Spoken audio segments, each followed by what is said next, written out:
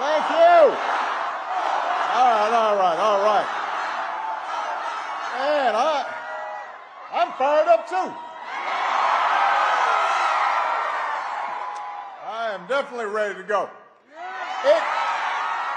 It is good to be back in Virginia. It's good to be back in Norfolk. The last time I campaigned,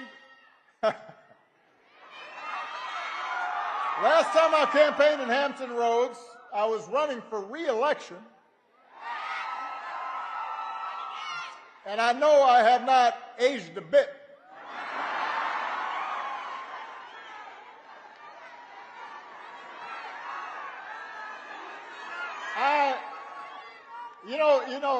It is an issue. You know you've been around a long time when you're in a photo line and some tall guy, with a beard comes up and you're taking a picture. What's your name? And then pulls out. He says, "This picture I want to show you. This is you holding me as a baby." And you're all, "Oh man, really? I'm old." But I am here today for a very important reason. I am here to ask you to vote for the next governor of Virginia, Abigail Spanberger.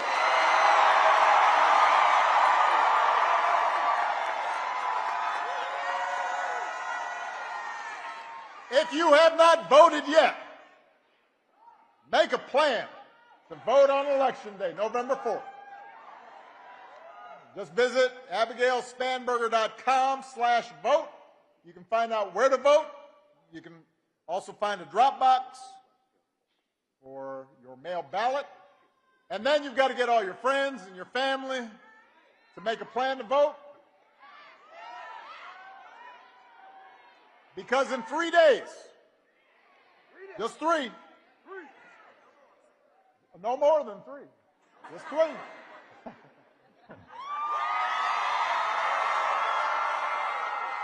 In 3 days, we have a chance to elect a leader who will help build a better, stronger, brighter future for Virginia.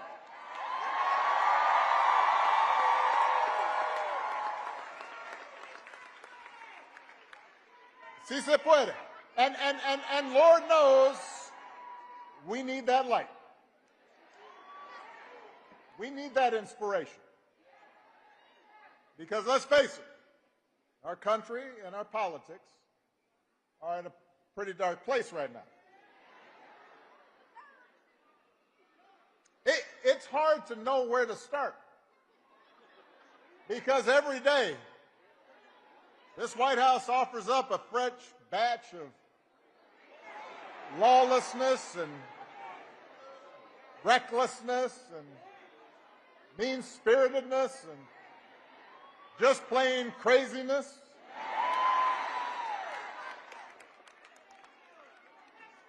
We got a president who thinks it's okay to use the Justice Department to go after his political opponents. Hey, wait, don't boo. Vote. They don't hear boos, they hear votes. So we've got a president who replaces career prosecutors with loyalists who will do what he wants, and now he's telling them what he wants is for them to hand over millions of taxpayer dollars that he had to pay in expenses for previously violating the law. We've got a commander-in-chief who hires decorated officers because he thinks they might be more loyal to the Constitution than they are to him.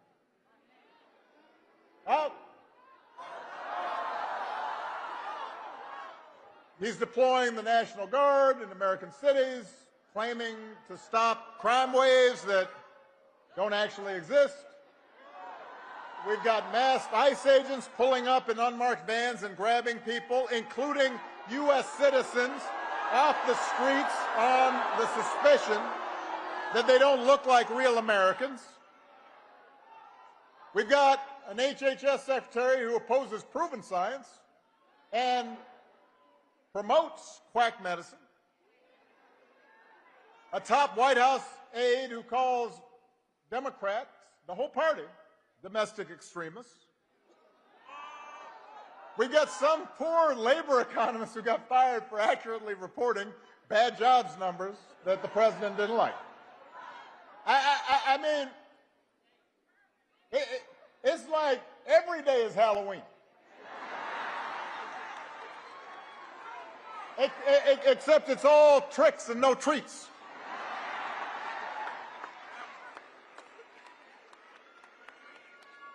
And here's the thing. It's not as if we didn't see some of this coming.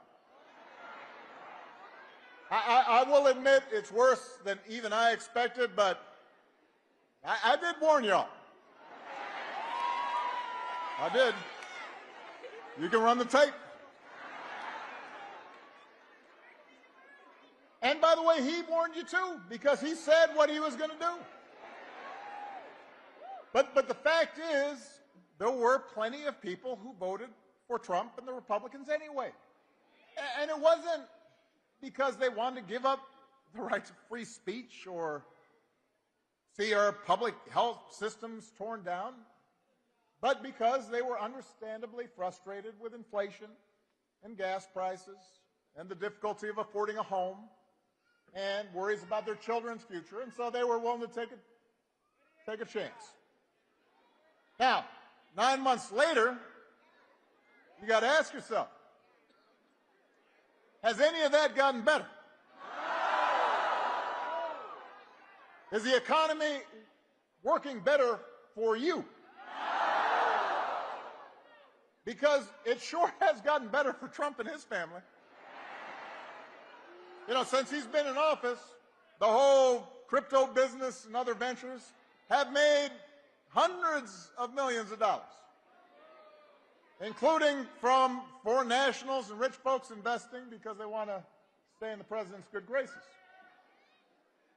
The economy has been really good for some of Trump's billionaire pals and for finance bros and well-connected corporations who've seen their tax bills go down and don't have to worry about all these pesky regulators anymore. But for ordinary families, costs haven't gone down.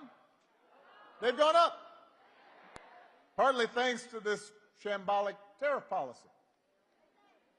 Young people trying to get a start in life are having a tougher time than ever finding a job. Entry-level hiring is down 16% from last year. Hundreds of thousands of federal employees, including a lot of people here in Virginia, have lost their jobs to pay for those billionaire tax cuts. We're talking about people who have dedicated their lives to public service, who make the country work. Healthcare premiums for millions of people are about to double or even triple next year. Meanwhile, the government is shut down, and the Republicans who currently are in charge of Congress, they're not even pretending to solve the problem. They have not even been showing up to work. Not in session. Where are you? What are you doing? And as for the president, he has been focused on critical issues like paving over the Rose Garden so folks don't get mud on their shoes, and gold plating the Oval Office and building a $300 million ballroom. So Virginia, here's the good news. If you can't visit a doctor, don't worry. He will save you a dance. And if you don't get an invitation to the next White House shindig, you can always watch the festivities and all the beautiful people on Truth Social.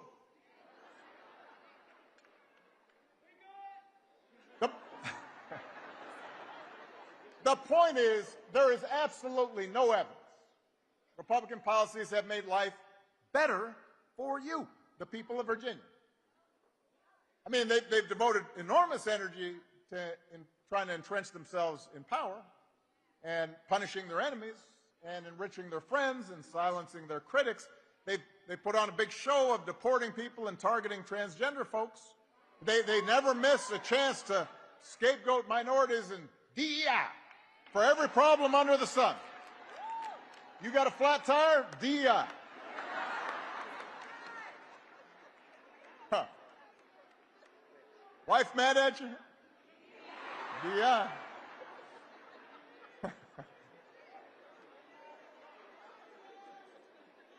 What they have not devoted energy to is helping you. They have not put forward serious proposals to lower housing costs or make groceries more affordable. They haven't improved our schools.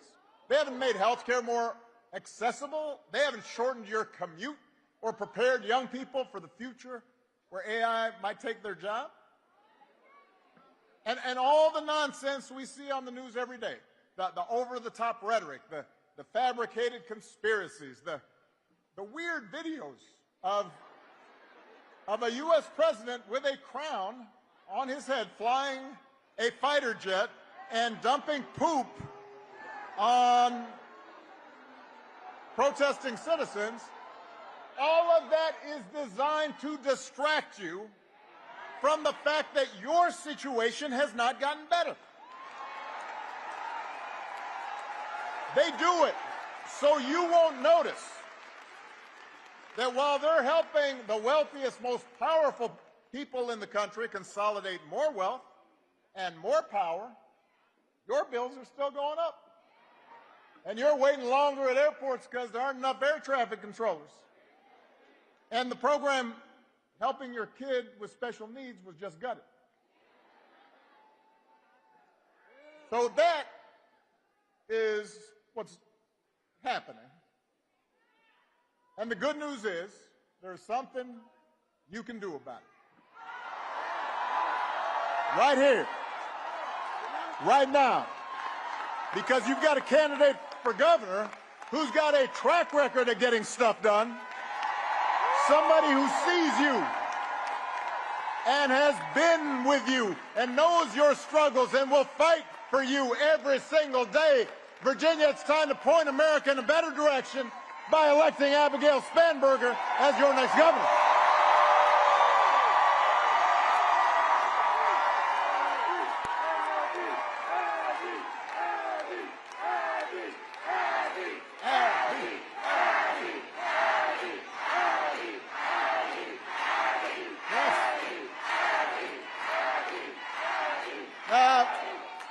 Now, listen, Abigail doesn't go around bragging about herself all the time, talking about how I'm great.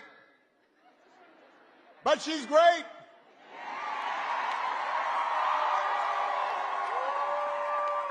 As a former federal law enforcement officer, as a CIA case officer working on counterterrorism, she knows what it takes to keep communities safe. As the mom of 3 kids in Virginia public schools, you know she cares about helping every child and helping every teacher succeed. As a member of Congress, she was a workhorse, not a show horse, fighting to lower prescription drug costs, giving veterans the support they deserve. Abigail does not just say the right thing as your governor, she will do the right thing.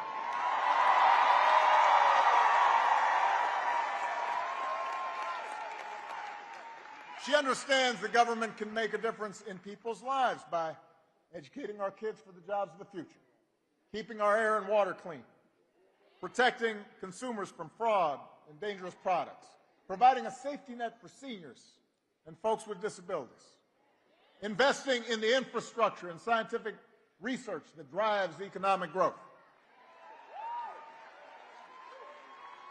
But Abby also knows that good intentions aren't enough. She understands that we can't afford to waste taxpayer dollars on programs that don't work. And she understands that instead of just trying to tear government down, it's her job to make it work better. So Abigail has real, practical plans to grow the economy, and strengthen Virginia's schools and lower the cost of everything from housing to health care to energy. And she is willing to reach across the aisle to make it happen. She has shown that she can do it. Abigail was ranked as the most bipartisan member of Congress from the Commonwealth. She's had bills signed into law by both President Trump and President Biden. That is not easy to do. And Abigail doesn't just believe in working with everybody, she also believes, and this is really important, in listening to everybody, whether they voted for her or not. Because she knows that if we want to make progress on the things that we care about, we have to be able to disagree without calling each other nasty names or demonizing each other.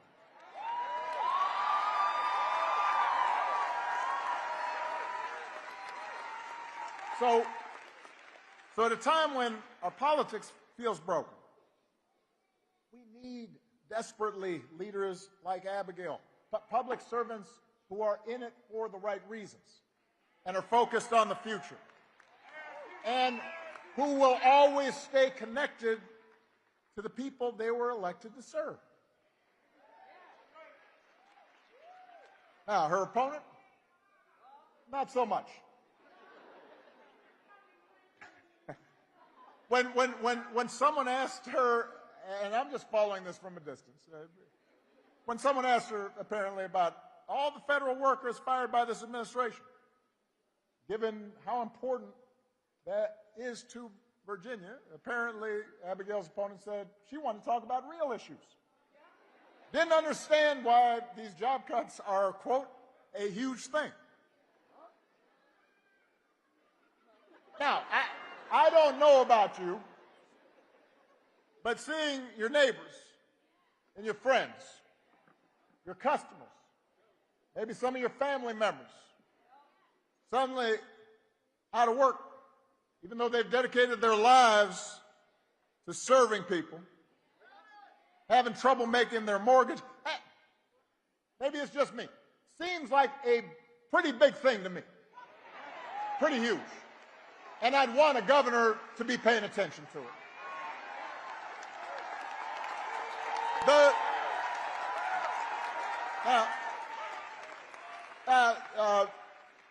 Abigail's opponent does seem to care a lot about what Trump and his cronies are doing. And she's praised the Republican tax law that would raise the cost of health care and housing and energy here in Virginia.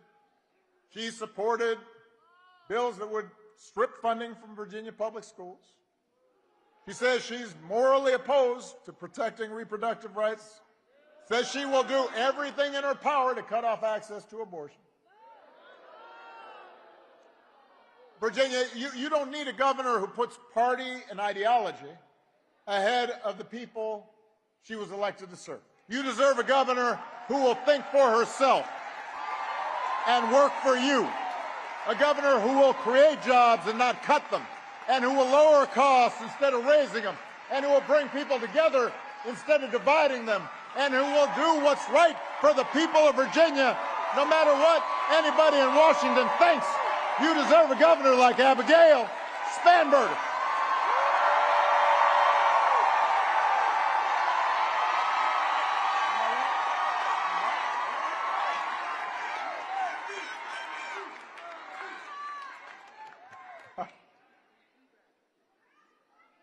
Because I'm going to bring it down here for a second.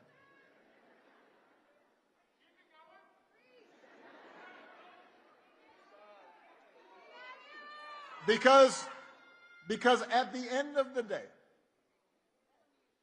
what this election's about, what politics in a democracy is always about, is values. What do we care about? What do we believe? What do we prioritize? What are our core convictions? You know, a lot of people have asked me lately whether I'm surprised by the direction the country's taken. And even though I am the hope and change guy,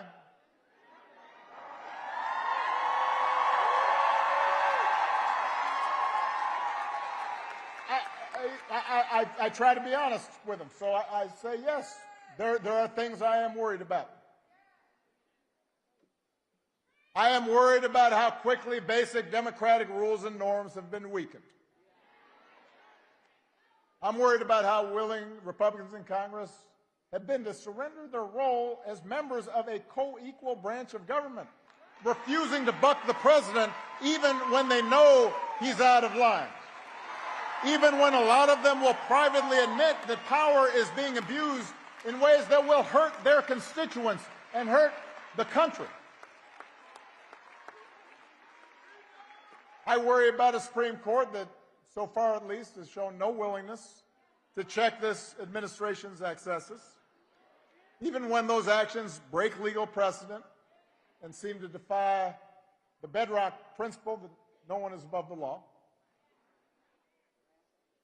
I worry about the growing concentration of economic power in this country, with just a handful of mega billionaires and companies controlling what we see and what we hear. And I worry about how much that economic power distorts the political process. I worry about how readily not just business leaders, but others with influence in law firms and universities have been willing to bend the knee to this president's autocratic impulses to avoid retribution or protect profits or simply to avoid controversy. And I worry sometimes how we've come to accept this as normal. But what I also tell people when they ask me about this, what I also try to remind them, is that America's always had competing stories about who we are and what this nation stands for. The first story says, we the people, just means some of us. That in order to qualify, you have to be the right color, or come from the right family, or worship in the right way, or have enough money. It says that even though we got rid of a king, there's still a caste system in America, a pecking order of who makes decisions and who obeys, who gets opportunity and who is obliged to serve. And it's a story that's policed by fear and force, that tries to convince people that for their group to win, another group has to lose.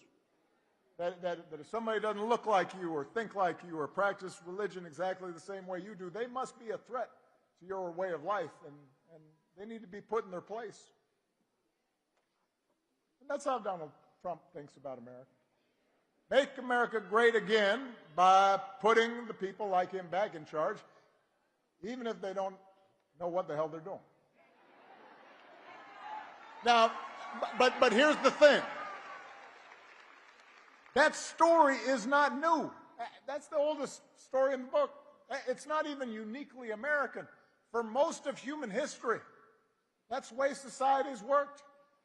There was somebody on top and somebody on the bottom. There were lords and there were peasants. And for a long time, that story of caste and privilege and concentrated power, that was the law of the land here in America. If you looked like me, you were likely treated as property. If you were a woman or a white man who did not own property, you could not vote. For a long time, if you were an Irish or Italian immigrant, we're not hiring. If you're Jewish or Asian, don't bother applying to our school. If you were Native American, you weren't even treated as an American, even though you were here. But from the very start, there was another story. born of this nation's true revolutionary spirit. A story that says we the people means what it says, that all of us are included, that we are not subjects, we are citizens, defined not by race or religion or gender or sexual orientation, but by our commitment to a common creed and a willingness to accept not just the privileges, but the responsibilities that come with that citizenship.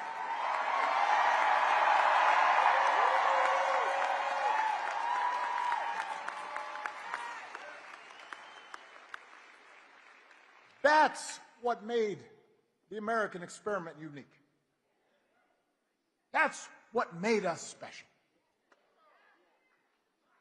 And through generations of struggle and sacrifice, through the faith of abolitionists and the struggle of suffragists, through a civil war and civil rights protests, through union organizing drives and government reforms and investment in public education, we moved closer to those founding ideas. And in the process, we inspired the world. And that's the story I believe in, Virginia. I believe in an America in which we all deserve equal protection under the law and nobody is above the law. I believe in an America where every child has a chance at a good education and anybody who's willing to work and find a job or start a business and make a decent living. An America where opportunity isn't just reserved for those who were born into privilege or happen to have the right connections. I believe in an America where we don't fear each other, but look out for each other. And if we want that story to continue, if we believe in that better story, we need leaders who believe in it too. We need leaders who will tell the truth and who will take responsibility and tackle hard problems and bring people together instead of tearing them apart. We need leaders who won't serve bosses in Washington or big corporate donors, but instead will serve the people who put them there. Virginia, we need leaders like Abigail Spanberger.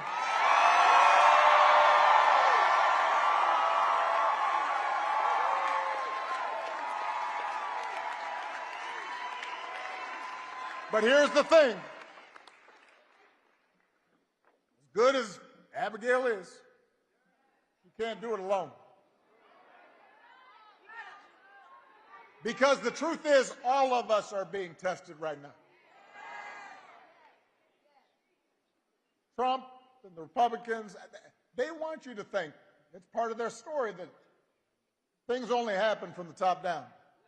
That a few people in power make decisions, and the rest of us have to live with the consequences. But real change has always come from the bottom up. From ordinary folks who look around and say, we can do better, and then join together to make change happen. So it's up to us as citizens to stand up for the values we hold dear. If we want a country that believes in free speech and the rule of law, then we have to fight for it, even when it's hard or inconvenient. If we are opposed to violence against people we disagree with or who look a certain way, then we have to speak out when those values are violated. If we believe in honesty and hard work and treating other people the way we want to be treated, then we have to model it in our own lives, in our workplaces, in our schools, our neighborhoods, our places of worship. And if we want a government that is responsive and honest, that works for the many and not just the few, then we have to get out there and vote for it.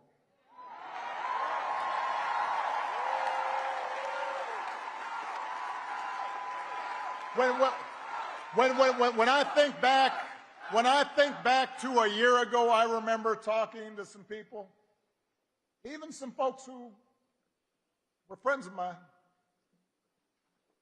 who would say, you know what, this election doesn't matter all that much. That whoever the next president ended up being, it wasn't going to matter to them. If nothing else, the last 9 months should have cured us of that idea. Because the stakes are now clear. We don't need to speculate about the dangers to our democracy. We don't need to wonder about whether vulnerable people are going to be hurt. Or ask ourselves how much more coarse and mean our culture can become. We've witnessed it. Elections do matter. And they matter for you. People in power may be counting on your citizens. They want you to think there's nothing you can do. Nothing to stop them. Because they know once that thought worms into your head, they've won. But if there's one thing history has taught us, it is the most important office in a democracy is not president or even governor. It's the office of citizen. We all have more power than we think. We just have to use it. So if you believe in that better story of America, do not sit this one out. Vote for leaders like Abigail who believe it too, leaders who care about your freedoms and will fight for your rights, and who will go to work every day to try to make your life just a little bit better. And then get your friends and family members, your neighbors and co-workers to vote too. Because if we do that, not only will we elect Abigail Spanberger, your next governor, you won't just put Virginia on the path to a brighter future. You will set a glorious example for the nation. Thank you, Norfolk. God bless you. God bless these United States of America.